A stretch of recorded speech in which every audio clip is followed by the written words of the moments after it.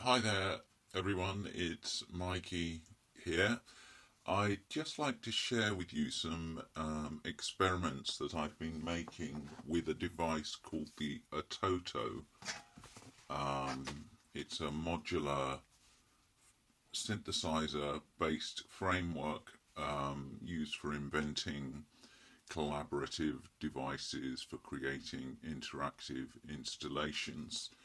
And when I was using it, I was simply exploring the joyful vitality of the machine. But I'd like to use it now to briefly reflect on a writer called Gilles Deleuze, and specifically his ideas about repetition and difference in his book Difference and Repetition.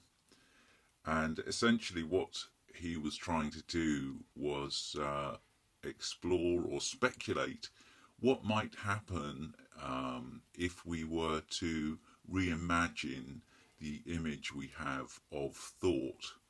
On a basic level, we judge success habitually through a framework of repetition. So, this thing is like this thing, or this apple belongs in this category, what number comes next, and so on and so on. And these categories and means of comparison through repetition are useful because they're great organizational skills, and they help us to connect on a very vast scale. Whereas difference or pure difference cannot be judged by these frameworks because it's continually emerging, and therefore beyond this idea of categorization or repetition. And this is not to say that repetition is not useful as part of a creative process, but it does mean we need to be aware of all these differences emerging that we might be omitting rather from our idea of thought. Yeah, so difference becomes omitted because it cannot be part of the categorizational, repetitive model of thought. Speaking in the preface to the book, um, they talk about this habitual model of thought. So the way we habitually imagine, we think, shapes the solutions that we come up with. So a presupposed image of thought which determines our goals when we try to think. Also, he goes on to say, we designate error, nothing but error, as the enemy to be fought, and we suppose that the true concerns solutions. In other words, propositions capable of serving as answers. So for me, that's quite useful as a way of explaining what I was doing. I was not searching for answers, but instead creating what you might think of as an alternative to the tree based image of thought as the mind map, which is binary based on forking points from a node. And what Deleuze goes on to suggest is that instead of a tree based model, we have a vegetable or a vegetal based model, which he calls rhizomatic. And this is much more lateral in the same way that fungi grows below the surface in a lateral model. I'd like to quote now from a book he wrote later, um, which develops this idea of the rhizome in A Thousand Plateaus. And he talks about as a model for culture, the rhizome resists the organizational structure of the root tree system, which charts causality along chronological lines and looks for the original source of things and looks towards the pinnacle or conclusion of those things. A rhizome, on the other hand, is characterized by ceaselessly established connections between semiotic chains, organizations of power, and circumstances relative to the arts, sciences, and social struggles.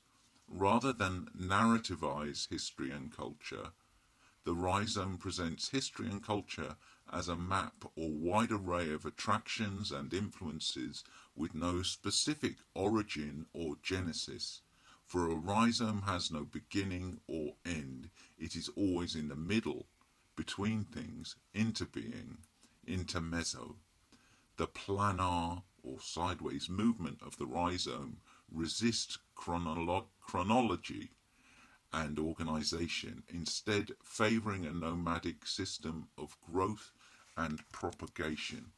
So, post-rationalizing this, I love the coincidence that I was using vegetables as a means of exploring the equipment, and I would speculate that what these films are a rhizomatic map of thought in growth rather than a tree based, linear, linguistic, conceptual mind map. So I hope you enjoy these experiments of my sense of an emerging understanding of the equipment and how it might be used to speculate about a shift in my own model, our, our model of the thought process, and how we can expand our modes of thinking through a sense of material vitality, with what it says behind me, creating an actual occasion.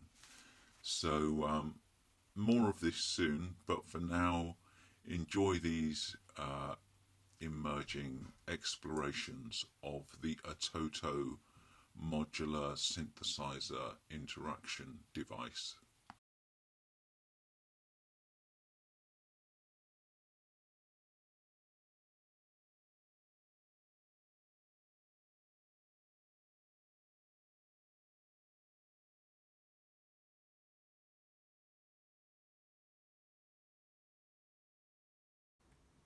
Okay, I'm learning some music with a project called Ototo. Banana,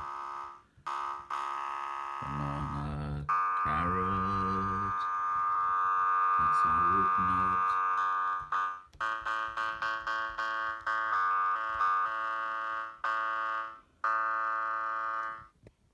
Carrot, potato, carrot, potato, ginger, banana, ginger, banana.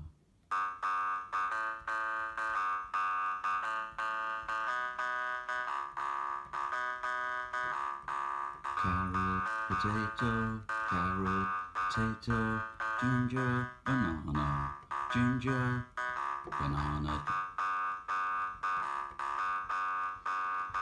ginger, banana.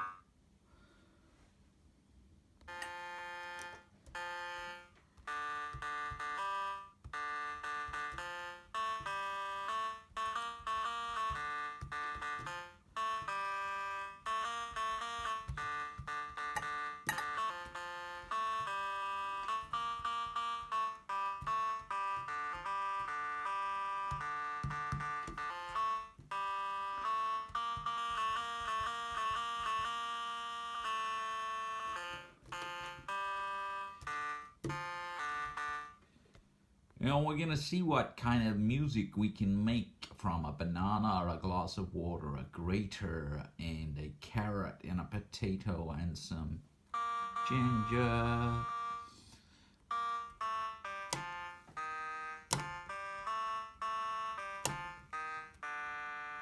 Let me see what life is like on Jupiter and Mars. Let me see what Life is like on Jupiter, Jupiter and Mars. Glass of water, glass of water. This is a glass of water. This is a crater. Jupiter, Jupiter and Mars. Hi there, I'm Mikey Georgeson. That's me there, drawn by Jude Evans. I'm now going to show you the future of music using organic matter to create emergent actual occasions. Fly me to the glass of water. Play among the banana, carrot,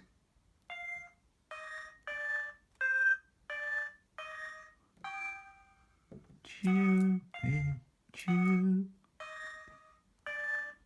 and Mars. Let's try that again. Fly me to the glass of water. Play among the bananas. Let me see what life is like on Jupiter and Mars.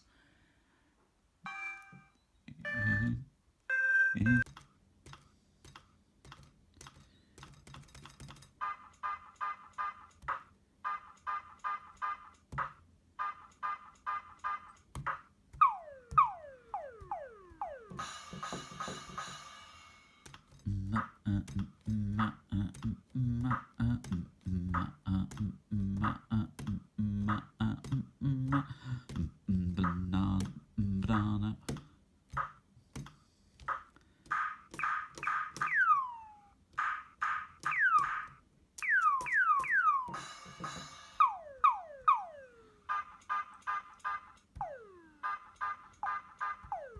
That's Ginger.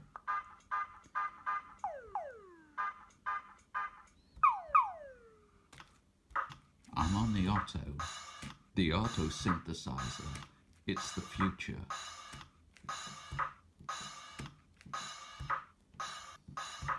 I'm on the Otto synth. It's the future sound of the people. I'm on the Otto synth.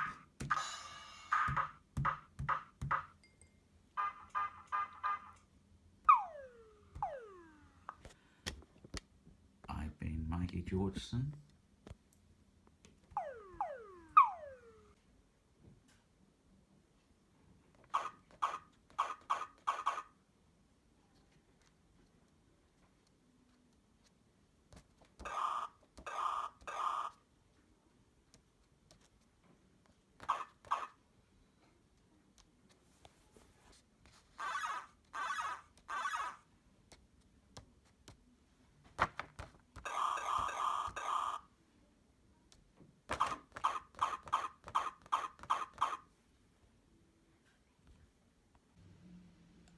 This is how to turn your guitar into a sampler using the Ototo synth. Hello, this is Dr. Mikey Georgeson. Hello, this is Dr. Mikey Georgeson, and I'm exploring occasions of emotional intelligence related to the making of thinking through the vocalization of my vocabulary. I am intrigued by the idea that intelligence of an emotional kind can be created automatically through the act. Hello, this is Dr. Mikey Georgeson, and I'm exploring. As you know, I'm very interested in the works of Alfred North Whitehead, particularly his ideas about ubiquity of consciousness and the idea that consciousness, experience, and feeling are not just the sole domain of human cognition, but rather are in everything, and human conceptual ideas are a kind of toehold in this ubiquitous consciousness. And as an experiment, I will now try and embody some organic matter and possibly inorganic matter with my own subjective experiential qualities. So let's start with the carrot. Hello, this is Dr. Michael Mikey Georgeson. And hello, this is Dr. Michael Mikey Georgeson. And now the banana. Hello, this is Dr. Michael Mikey Georgeson, and I'm Hello, this is Dr. Michael Mikey Georgeson, and I'm Hello, this is... And the glass of water. Hello, this is Dr. Michael Mikey Georgeson, and I'm exploring occasions of emotional intelligence related to the making of thinking through the vocalization of my vocabulary. I am intrigued by the idea that intelligence of an emotional kind can be created automatically through the act of verbalizing. Hello, this is Hello, this is Dr. Michael... Hello, this is Dr. Michael Mikey Georgeson. So, further experiments in the ubiquity of consciousness. Emotional